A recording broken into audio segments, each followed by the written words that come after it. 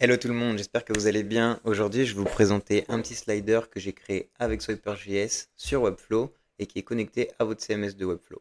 Donc, ce qu'on va voir dans cette vidéo, c'est les basiques de Swiper.js. On va essayer de reproduire cette petite animation au milieu qui permet de faire un petit focus sur l'item central. Et voilà, donc si vous êtes prêts, c'est parti.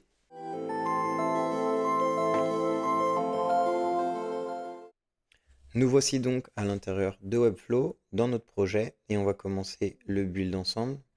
Donc, j'ai déjà ajouté une collection list et j'ai créé aussi mon CMS Team. Donc, ce que je vais faire, c'est que je vais aller le connecter donc, à Team.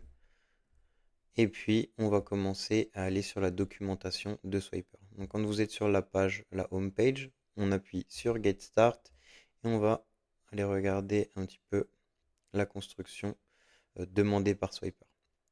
Donc, comme on peut voir, il faut une première division avec la classe Swiper, en deuxième une classe Swiper Wrapper et en dernier à l'intérieur tous nos items qui seront donc les Swiper Slide. Donc on va s'exécuter, c'est ce qui est intéressant avec Swiper.js, c'est que c'est exactement la même structure donc que les collection lists sur Webflow. Donc on va écrire notre première classe Swiper, la deuxième classe on va l'appeler donc Swiper Wrapper. Alors je vais re-regarder si c'est bien avec 2P, effectivement c'est bien 2P. Et ensuite le swiper slide.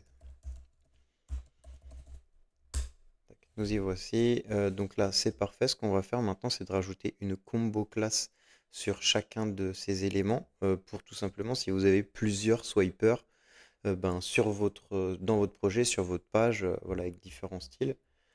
Hop, donc on va l'appeler isTeam.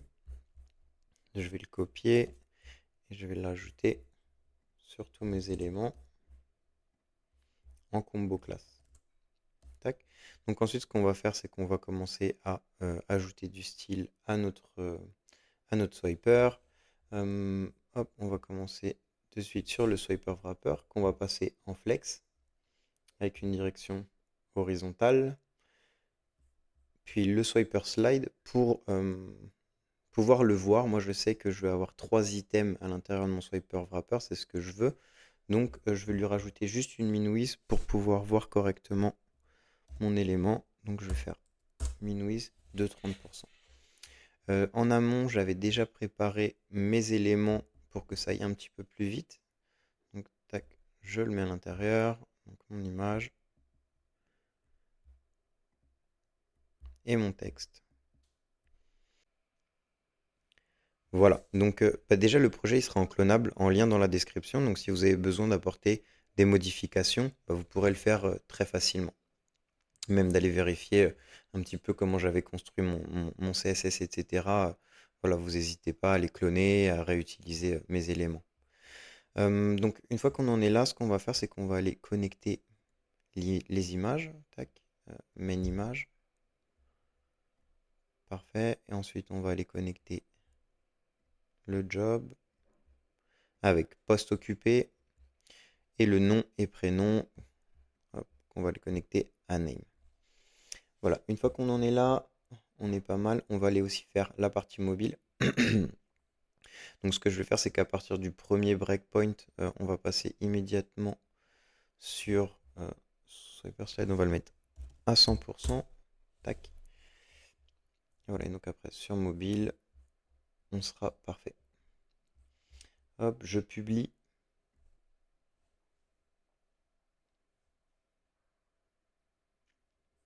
On va aller regarder ce que ça donne.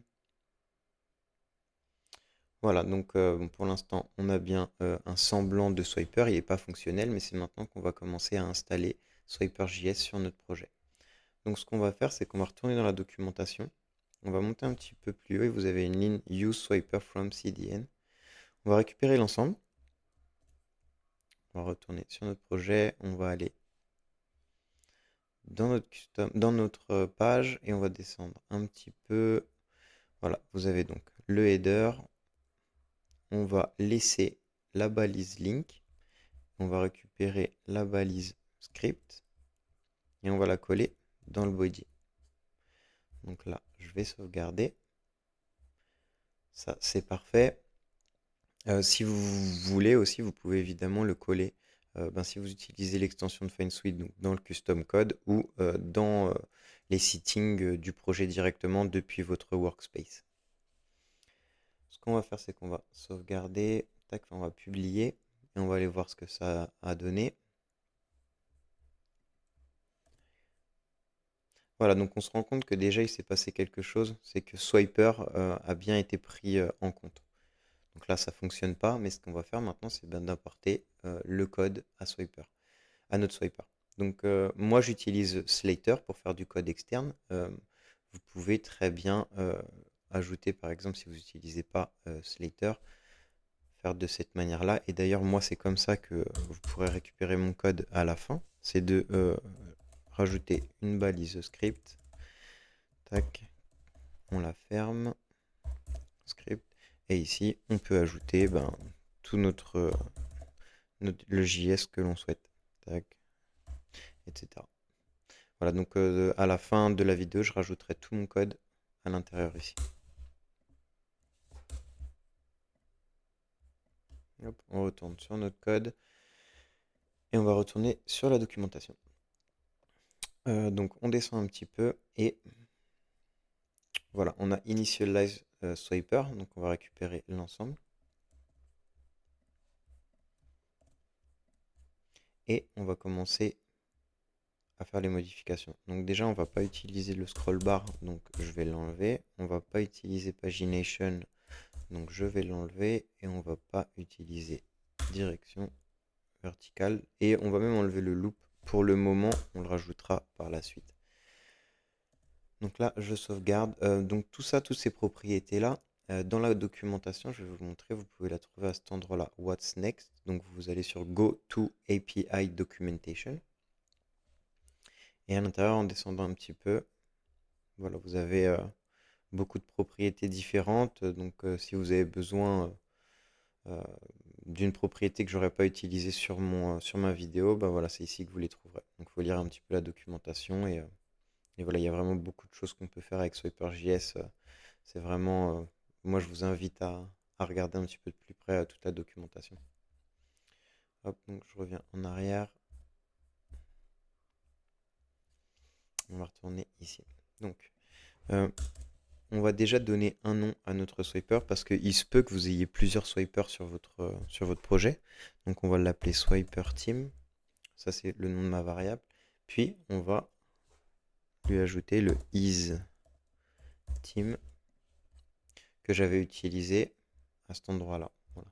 C'est comme ça que je viens récupérer et expliquer dans mon code à swiper que c'est vraiment cet élément-là que sur lequel je veux appliquer tout ce style, enfin toutes ces propriétés. Donc ce qu'on va faire d'abord, c'est qu'on va, hop, je vais récupérer un petit bout de code que j'avais mis de côté. Voilà, donc je vais vous expliquer exactement ce que ça fait. Donc en fait, on a slides per view, space between et slides per group. Donc slide per view, c'est le nombre d'éléments qu'on veut dans notre vue. Donc dans notre cas, on en voudrait 3. Et après sur mobile, on en voudra 1. Space between, c'est le gap entre chaque item, donc combien on veut d'espace entre chacun de nos éléments. Et le dernier, c'est le slide per group, donc c'est combien on veut d'éléments qui se déplacent de droite à gauche. Si j'avais mis 3 par exemple, quand j'aurais fait le clic sur la flèche droite, j'ai 3 éléments qui partiraient à droite, 3 éléments qui partiraient à gauche. Donc nous, ce qu'on va vouloir dans notre cas, mince, c'est pas très grave, tac, on va mettre 3 éléments, space between on va laisser 16 et slide per group on va mettre 1. Donc on va sauvegarder et on va aller voir ce que ça a. Donc on va rafraîchir et j'ai bien mes 3 éléments qui sont arrivés. Donc là, si je fais défiler, j'ai évidemment mon swiper qui est fonctionnel. Donc ça, c'est top. Et par contre, les boutons ne fonctionnent pas. Donc on va aller regarder pourquoi. Les boutons s'appellent swiper button next, swiper button pref.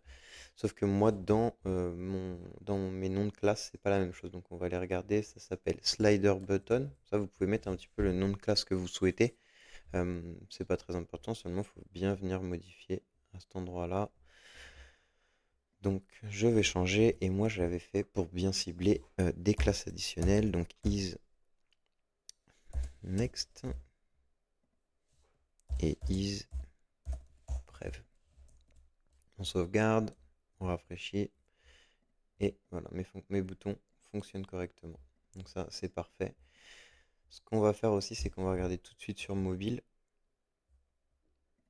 Et donc sur mobile, donc là à première vue ça fonctionne seulement dès que voilà. En fait, lui il part du principe qu'il y a 3 vues à l'intérieur. C'est pour ça que on a vite fait de se retrouver avec des items qui sont entrecoupés. Donc ce qu'on va faire, pour ça il existe la propriété breakpoint avec Swiper. Donc on va aller la regarder tout de suite ensemble. On va faire un commande F et on va aller chercher breakpoint. Voilà, il est ici. Donc ce qu'on va faire, c'est qu'on va récupérer tout notre breakpoint. Donc je vais vous expliquer rapidement comment ça fonctionne. En fait, on va partir du principe que ça, c'est les défauts parameters. Et ensuite, c'est tous les points breakpoint. Donc, à partir de 0 jusqu'à 320. À partir de 320, là, par exemple, jusqu'à 480. De 480 à 640. Et ça, c'est les propriétés qu'on voudrait avoir donc différentes que sur mobile. Vous pouvez ajuster les breakpoints donc, comme vous en avez besoin. Hop, donc on va retourner sur notre code. On va coller ça. Donc là, il faut faire attention. On va bien rajouter notre accolade. On va sauvegarder. On va enlever ça. Et nous, ce qu'on veut, c'est à partir de 920 pixels. Donc là, on peut commencer à faire nos modifications. Donc on sait que slide per view, on va passer sur du 1 en mobile. Space between, on reste à 16. Slides per group, on reste à 1. Et donc, à partir de 920 pixels, on va passer à 3. Et space between, on va rester sur du 1 rem. Donc 16 pixels. On sauvegarde. On retourne sur notre projet. Je rafraîchis. Et ça ne fonctionne pas. Donc on a fait une erreur. On va aller voir ce qui se passe. Hop, voilà, donc j'ai oublié une virgule ici. Donc là, on va sauvegarder, on retourne, on rafraîchit. Et là, on est OK. Ça fonctionne correctement. Hop, on va regarder sur mobile. Et sur mobile, ça marche correctement aussi. Donc ça, c'est parfait. On peut sortir. Maintenant, on va ajouter quelques petites propriétés. Déjà, on va passer en loop true. Loop true. Virgule. On sauvegarde. Donc ça nous permet de faire une boucle infinie de nos items. Donc on va aller jusqu'au bout. Voilà, donc ça fonctionne parfaitement. Donc ça, c'est top. Ce qu'on va faire maintenant, c'est que moi, j'aimerais que mes éléments soient visibles sur les côtés. Donc, on va retourner ici et sur l'éditeur de Webflow et sur le swiper, ce qu'on veut. Donc, en fait, par défaut, on est bien en visible sur l'overflow, mais il faut le rajouter vraiment. Il faut recliquer dessus et le passer, donc, comme vous pouvez voir, en bleu et le visible. Et normalement, là, ça va fonctionner. Donc, on va publish. On va retourner sur notre projet.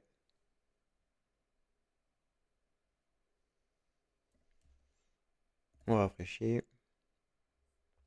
Et donc là, on est d'accord. Voilà, j'ai bien mon élément qui est arrivé sur la droite. Donc ça, c'est parfait.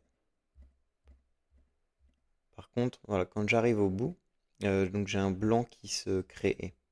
Donc ce qu'on va faire, c'est qu'on va créer une copie qui restera toujours en fait derrière pour éviter d'avoir ce blanc qui est pas très joli. Donc Swiper a créé une propriété pour ça.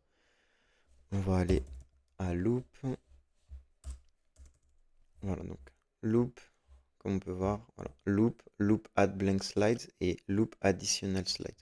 Nous, ce qu'on va utiliser, c'est celle-ci, loop additional slides. On va rajouter toujours une copie. Tac, je reviens ici, je rafraîchis, on va aller voir si ça va fonctionner.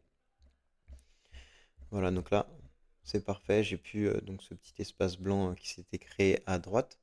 Donc là, on commence à avoir quelque chose de correct.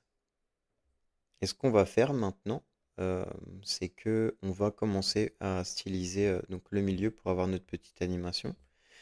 Donc pour ça, je vais aller je vais aller inspecter mes éléments. Hop, on va cliquer sur l'image du milieu. Hop, je vais vous faire un petit peu plus grand pour que vous puissiez bien voir. Donc, on a ici le swiper slide pref. Donc ça, c'est une combo classe que rajoute swiper. Sur le deuxième, le swiper slide active, puis le swiper slide next. Donc ce que je vais faire en CSS, sur tous mes swiper slides, je vais lui mettre un transform scale à 0.9. Et sur celui qui est active, je vais le mettre à 1. On va le remettre à 1 avec une petite transition de 400 millisecondes, ce qui rendra donc ce petit effet-là sympa. Par contre, ce qu'on pourrait faire, c'est d'éviter que... Sinon, je pourrais utiliser la classe swiper slide next pour la cibler, pour cibler celle du milieu. Mais sur mobile, ça posera problème. Donc, ce qu'on va faire, c'est qu'on va essayer de faire passer le swiper slide active sur celle du milieu. Donc, il existe quelque chose, une propriété pour ça dans la documentation qui s'appelle Centered Slides. Donc, tac, je vais aller la récupérer. On va l'ajouter. Centered Slides. On le passe en true. On sauvegarde. On rafraîchit. Et maintenant, mon swiper slide active, c'est bien celui-ci. Donc ça, c'est parfait. Alors attention si vous n'utilisez pas le loop true. On va enlever par exemple tac, ces deux propriétés. Si je sauvegarde, voilà, je me retrouve donc avec un gros espace blanc parce que comme il voulait me mettre mon élément ici en swiper slide active, il a voulu centraliser le swiper slide active. Donc pour ça, il existe aussi quelque chose qui est le centered slide bounds, une propriété. Donc je vais vous montrer tout de suite. De point true. Hop, virgule, on sauvegarde, on rafraîchit. Et voilà. Et donc maintenant mon centered slides active, c'est bien celui-ci. C'est bien celui du milieu. Swiper slide active. Et il m'a rempli du coup la case qui était vide à gauche. Dans notre cas, on n'en a pas vraiment besoin. Donc on va revenir en arrière. Et voilà, tac, je re-sauvegarde. On peut aller revérifier. Hop, mais on est OK. Normalement, j'ai bien mon premier élément, swiper slide active, au milieu. Donc maintenant, avec un petit bout de code CSS en plus, on va pouvoir faire nos modifications. Donc je vais aller dans une div, dans un code emd que j'ai créé préalablement. Donc ça, je vous l'aurai aussi à l'intérieur du clonable. Donc ce qu'on va faire, c'est qu'on va créer une balise style. Tac. Et on va commencer. Donc, on va lui mettre un swiper slide .is team, mes accolades, et on va lui mettre donc un transform scale .9. Voilà, donc là c'est parfait. On va copier ça. On va le coller juste en dessous. Et cette fois-ci, on va donc cibler le swiper slide active. Donc, swiper-slide-active. Il faut faire attention à ne pas faire d'erreur. Et ça, on va le passer en 1. On sauvegarde. Donc voilà, j'ai bien déjà mes éléments qui ont réduit. Et ce qu'on va faire aussi, c'est d'aller rajouter sur swiper slide. On descend tout en bas et on va mettre une transition sur le transform qu'on va mettre en pas aussi gros. On va aller à 400 millisecondes. Sauvegarde.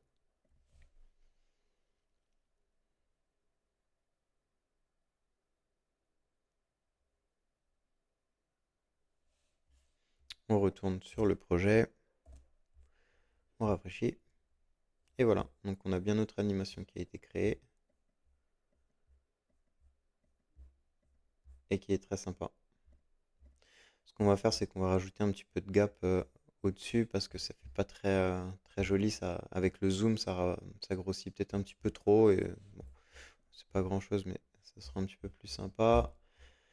Donc là, je vais rajouter une margine. Je vais faire 4 rem. Peut-être même un petit peu moins. Ouais, 3 rem, c'est pas mal. Et on va les ajuster sur mobile. Là, pour le coup, ça fait un petit peu trop. Donc là, on va descendre à 2 rem. Et voilà. Donc là, on est pas mal du tout. Tac, je rafraîchis. Et on approche du bout de la vidéo et de la construction de notre swiper. Hop, je rafraîchis. Et voilà, on a terminé. Donc, j'espère que déjà la vidéo vous aura plu. Vous n'hésitez pas à nous laisser un petit commentaire en bas de la vidéo, un petit like si vous avez apprécié. Et puis on se revoit très vite pour d'autres vidéos.